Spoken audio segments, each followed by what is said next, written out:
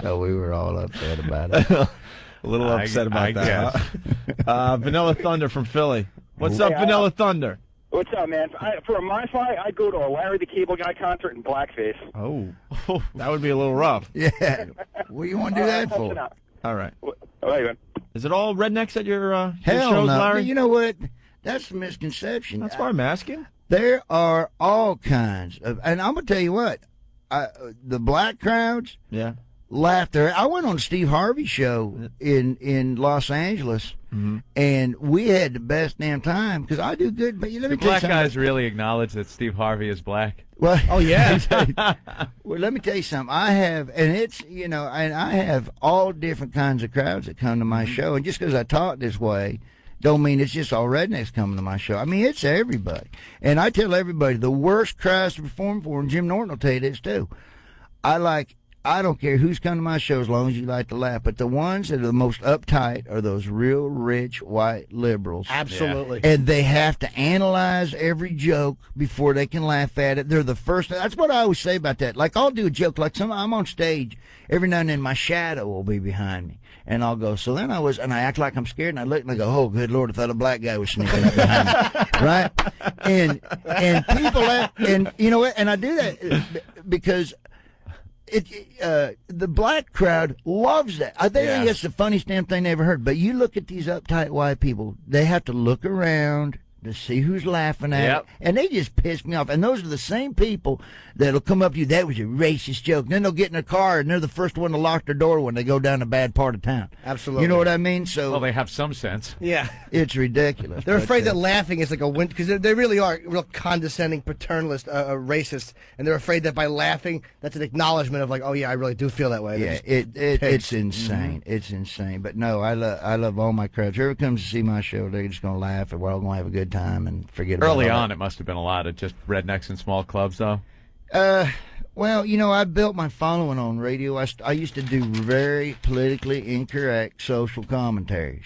Right. And I mean, I would just say it, hey, this is, because I'm not, I deem myself as a regular dude. I'm just, I go home and I do like, I'm riding a horse, I'm four-wheeling, I'm going down to Hooters, I'm hanging out with my buddies, or shooting pool. I mean, I'm just a regular guy like they are, so when it comes to politics and stuff, I'll just say it the way I feel it. You don't like it, and kiss my ass. But the main part of it is you want to be funny. You're a comedian, so you just try to. It's like when I tell everybody, it's like Bill Hicks was a buddy of mine. He's my favorite, by the way. He used to date my ex-manager, Colleen, and. But I didn't agree with one thing. I'm pretty right-wing. Right. But I didn't agree with anything he said religiously or politically. Left. But I went to see Bill Hicks because he made me damn laugh. The guy was freaking funny. Yeah, I'm the same way. Exactly. And that's what I tell everybody. And then people go to a show and they'll be pissed off. Go, what the hell you go to a Bill Hicks show for? Right. People are just insane. They'll go see stuff. His comedy was brilliant. Absolutely brilliant. Oh yeah, he was insanely funny. I mean, he would take his time on that stage, and there would be silence because people were just listening. Yeah, but, there's you guys know when you do a comedy show, there's a lot of uptight people in the audience. They need a laugh every 2 minutes. Yeah, people gotta realize they're at a comedy club, know, and that's the one place you can go set aside all your problems and have a good time. But yeah, them politically uptight white crowd piss me off. But the majority of them are real good. Audiences seem to think now, and this is the part of the problem, that they're part of the creative process, and they have to agree with your ideology to laugh at it. And it makes you want to bite somebody's face. Like, I don't agree with anything Paul Mooney says, but I'll still laugh watching him because he's a good comic. Man, he's the biggest racist. Fine, let him be. As long as he's funny, I don't care. You know what I mean? I'm with you. Remember, we interviewed Paul Mooney, man. I thought we were going to get killed. There's some people, I get pissed off that I am laughing because it's like, God, I hate what this guy's saying, but it's funny. It's so funny that I can't stand him. That's alternative comics. This is the problem with alternative comics. They don't have the gift necessary to make their political opinions funny, so they're like, well, we're just doing something different because they're not talented enough to make it. Look at how funny is Mark Maron. I don't agree with anything he says, but he's a funny guy. He's a good comic. Are you talking about Janine Garofalo, too? Oh, she's terrific. That's exactly what I was thinking. Oh, she's super. As soon as he said that, I'm like, he's talking about Janine Garofalo. Oh, no, she's super. With her stupid notebook, making believe she's just trying out material. Dude, you don't get it. The movie The Roots is funnier than her. The movie, you mean? That was funny. You should never let the black girl turn around when she gets your water for you.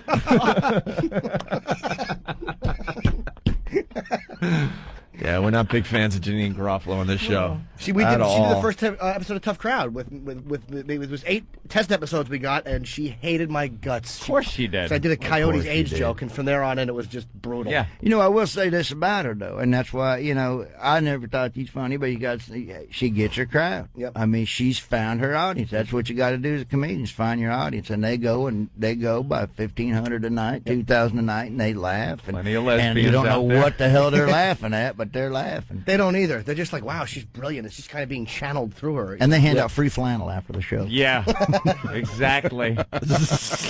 Not one dick in that audience. And a free haircut.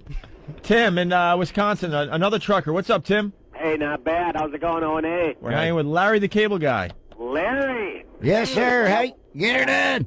get her done. Hey, what I want to know is, was your wife from Birchwood or Exlin? No, it's not my wife. It's my girlfriend. And she was actually from a little town called Spooner. Oh, yeah. You know where that is? The Spooner Rails. Yeah, Spooner. That's where she. Yeah, the rails. I think her grandpa owns the whole town. Oh, yeah. Yeah, that was, It's like a foreign language when these two are talking. Well, have you ever been to Spooner? Hell no. Well, you can't take enough film for that trip. I tell you what, though, Wisconsin is one of the most beautiful states in the country. If you ever get a chance to go up there. I don't think I will. I don't think I'll ever get the chance. Oh, it's nice. colder than a witch's tit, though, this morning up here. Yeah. 9 degrees we got right now. Hey, Ben, why don't you run over there and open all the bathroom windows there in Wisconsin? There you have it. All right, freak. And those witches' tits, they get real. Yeah. I was Ever up- just grab one? Yeah, what does that mean? Yeah, but they've been saying that for years. I know, but Go to what the does it witch's mean? tit. I've never even seen a witch's tit. To tell. I remember we went up there. I got a rent-a-car up there in Wisconsin. And by the way, if you ever get a rent-a-car and you want to cheat on the mileage, don't use whiteout. They figured that out. All right? They got that shit figured out. But I got one of those rent-a-cars that had a voice. I don't know if you've ever seen this, Jim, if you get rent-a-cars, but it had a voice-activated radio, one of those new radios. Like if you want to hear country music, you just sit there and you go, country music. And it'll come on. And then you go like, rock and roll. And it'll come on. So I wanted to hear some country music. And I was about to say country. Some lady cut me off leaving the parking lot. And I yelled out the window, you stupid bitch. You know, because I was pissed. And I said, stupid bitch. And Dr. Laura come on the radio. I had to listen to Dr. Laura all the way down to Spooner. Spooner. It's unbelievable. Go and take on the day. She really should be killed in a boating accident. That self-righteous whore. We got lots of phone calls coming in. Ellis in Philly. What's up, Ellis? Yo, man, this is the best guest you guys have had on ever. Hey, he's great, man. It's the only guest we've had on lately. No offense to Larry the Cable Guy, but let's be honest here. It's thank not you. like the guests are pounding down the door to come on the new Opie and Anthony show yet.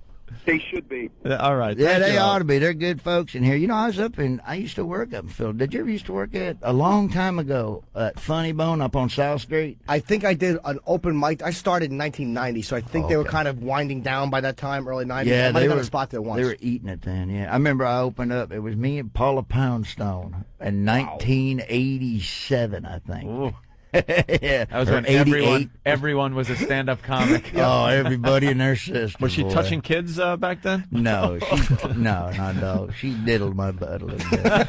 she noodled me.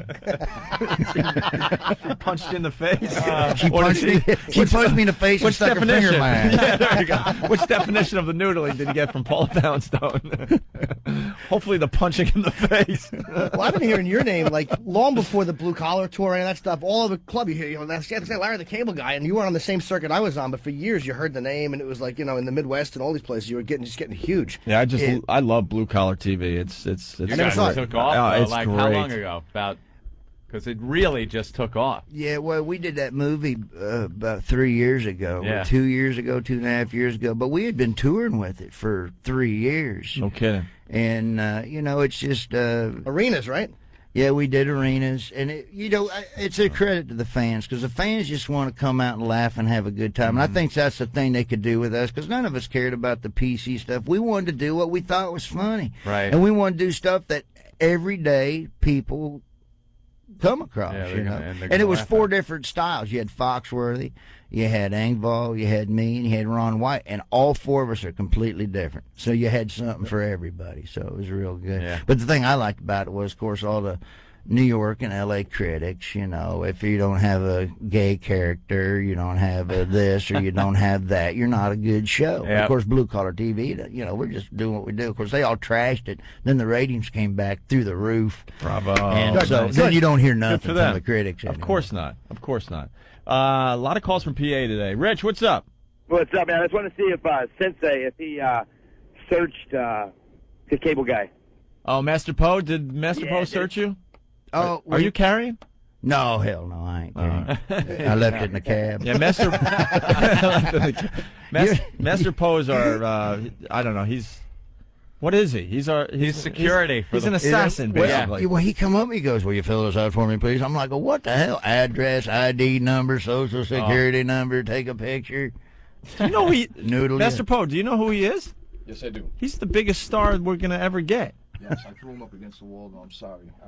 Did you make him fill out 30 minutes of paperwork like everyone else? No, You treat him different than the sluts that come in here, right? absolutely. He made me French kiss him. Now, what is that? I couldn't figure that part of it out. That's kind of a gay. That's lucky. That's called lucky. Yeah, especially that thing that you're chewing. I don't know if I could handle that. Oh, I always got to have a dip in the morning. You don't know what dip's all about there, Master Poe? No, I don't. You don't partake dip? in that. No. You like the dip there, right? Larry? Yeah, I do enjoy a good dip. Yeah. I tried to quit, but I can't. I started doing it a long time ago, and but then I quit there for a while, and then I started gaining weight, and I said, you know what, I'm gonna start dipping so I don't get fat, and then I started still eating, so now I'm gonna be fat with no teeth. That was a real good decision on my part. Pretty soon I'll have a gay you want guy. to blend in with your audience. Pretty I soon I'll guess. have a gay guys looking at me going, you know, maybe we should just be friends.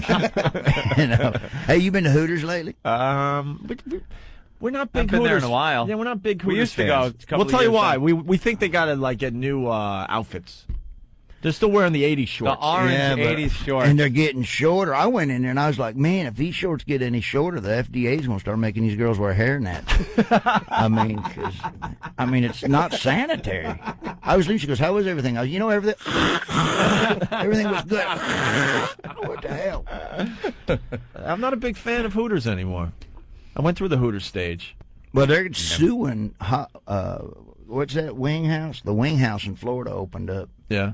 And they're competing with the Hooters called Wing House. Oh, that's pretty good. I They bet you got the, what do they got? Girls in It's better just the little same as outfits? Hooters, but they got different. the girls are uniforms, skankier, different right? costumes. Yeah, They that's pro- what you need. Probably get the hot, the hot outfits. I hate the shorts they wear in Hooters. They're like the old roller boogie movie from the 70s. They all get the. And then they're not really showing their legs. That's whatever, right? They wear those stockings that are like Yeah. burlap. But Awful.